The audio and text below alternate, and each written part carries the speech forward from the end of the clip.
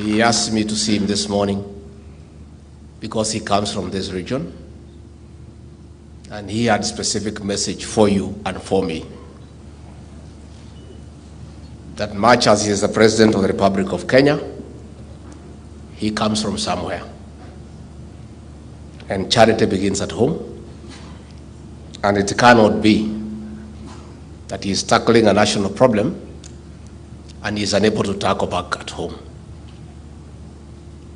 He has previously had very clear instructions to Professor Kindiki to sort out the banditry menace in the North Rift, which is embarrassing to the President and to all of us, because this is home.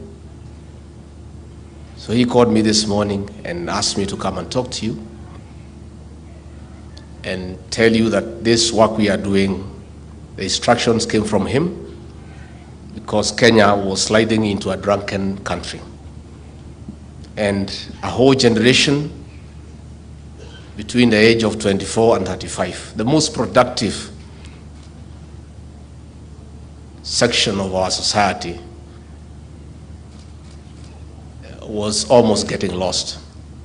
So we started this journey in Nyeri, in the central Kenya region, not because I come from there, but because the problem was of the highest magnitude in that area. And I also, like the President, felt that even Jesus started in Jerusalem before he went to Judea. So I'm also here today in defense of my boss, that I cannot also allow, and I cannot sleep. And Professor Kindiki shouldn't sleep too, when the backyard of our boss is getting completely consumed by illicit alcohol and drug abuse. I didn't know the problem was that big until when we talked with the RC, and I was saying we get like 6, 7 counties, and the people of Baringo were up in arms that they have been left out. They were also claiming that they are having a problem. And I think the way to solve a problem is first to acknowledge that it exists. And I'm so happy, and I really want to thank the senators and the members of parliament who are here for acknowledging that we have a problem. Once we diagnose the problem, that's what a good doctor will do, then he'll go ahead and do a prescription. The truth of the matter, we have a problem. I am many times accused of being paranoid about the previous administration. I'm not, I'm just truthful, because I think it's good to be truthful. This situation degenerated as the previous administration watched by. The level of impunity in sale of illicit alcohol and drugs is in a level that is not acceptable anywhere in the world.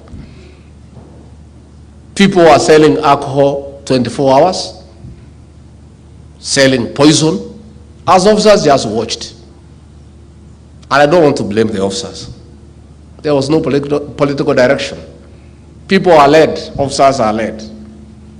When President William RUTO came to office, I must tell you he had a serious problem with the officers of the National Government Administration, because in his opinion, and rightly so, they had absconded duty and went into politics of BBI and Azimio and all that nonsense that surrounded it.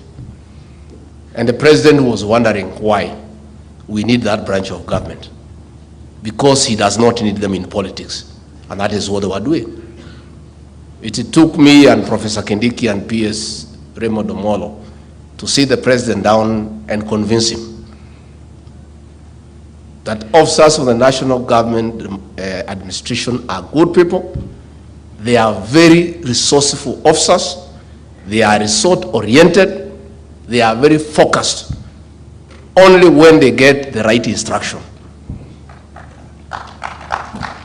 And we told the president the problem was not the officers, it was the leadership.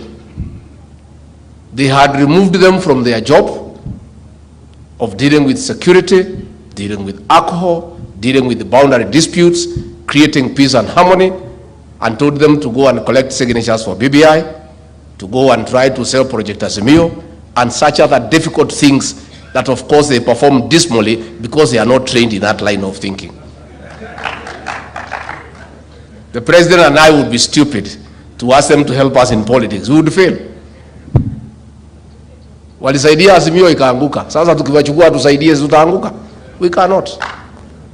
And the president agreed with us that we give them a chance. And we gave them the first responsibility. And I'm so proud of our officers from the national government administration that I served for 15 years.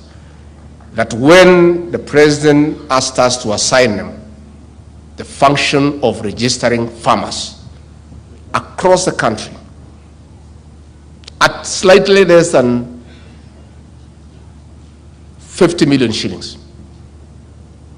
They registered farmers across the country in 2 weeks, where consultants had charged the Ministry of Agriculture 12 billion to do the same work. And I can tell you from the very good job that was done by our officers, from the assistant chief all the way to the regional commissioner, today we have a database that is accurate for all farmers across the country. And it is that data that we used for the fertilizer subsidy program that has been very successful. Officers of National Government Administration, I want to congratulate you and tell you today, President William Ruto is your #1 advocate, that you are good people. We want to confirm today that this administration will never assign officers of administration and the police political duties. First and foremost, they are bad at it, so it is not wise to apply them that way. Number two, they have a job to do and they are paid for to protect life and property, to create peace and harmony, and to spur development. I want to assure you that our MPs here from our side of the coalition should never ask you to assist them to do politics. And if they tell you, look for us. Even if they are in Kenya Kwanza, they are in UDA, you are not their errand boys. That is not your work.